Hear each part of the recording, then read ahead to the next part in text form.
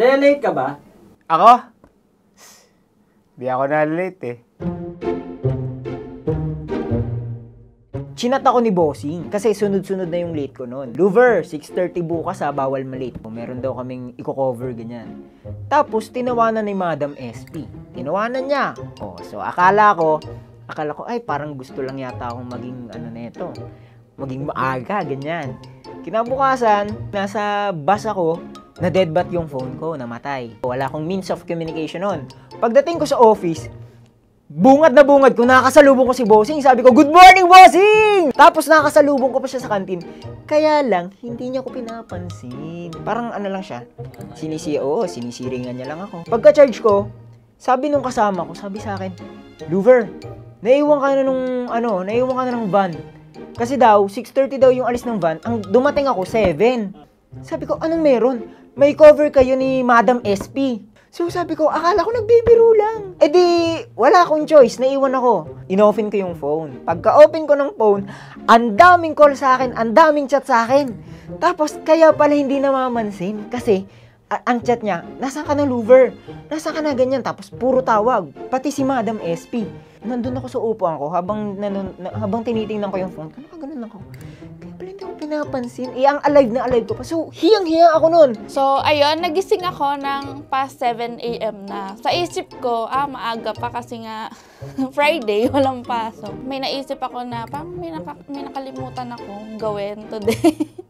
At ayun nga, pag-check ko ng phone ko, oh my God, may seminar sa office from Bacoor, Cavite pa ako. 1.5 hour yung travel time papunta. So kung 7 a.m. past 7 a.m. na ako nagising, at 8 a.m. yung seminar. So definitely, kahit anong gawin kong math, ay late na talaga ako. So ang ginawa ko ay naligo ako. At record time, nakaligo ako na in 5 minutes. Mga 10 minutes nakaalis na ako ng bahay. Ayun. Sobrang memorable nitong pagka-late na to dahil first time kong mag-try ng ride-hailing app. So ayun, nag-book ako ng ride-hailing app at yan, nakapag-book naman ako. Inabot ng parang mga 40 minutes yung biyahe. So nakarating ako dito sa office, late na past 8 a.m. na. Pero sobrang amazing pa din dahil pagdating ko ay hindi pa nag-start yung program. Advance nga pala yung orasan ko. Na-realize ko lang nung nakarating na ako dito sa office. Kasi nung high school ako, nalilate talaga ako. Kasi actually 12 yung pasok namin. 12:30 ako nakapasok kasi paborito ko yung dati nung high school yung yung bilibong sa Showtime. Tapos ko muna bago ako pumasok sa school. Saan kami? So pumasok ako 12:30. Bago pagpasok mo agad ng gate ng school, papapilahin ka nung discipline taga-discipline. Papapilahin. Pero dahil section 1 ako, pinapapasok na agad dun sa Pagpasok ko, syempre di ako nakaligtas kasi yung advisor namin, nag-exam na sila, tapos papasok pa lang ako. Dahil exam, kailangan 3x4 yung buhok namin.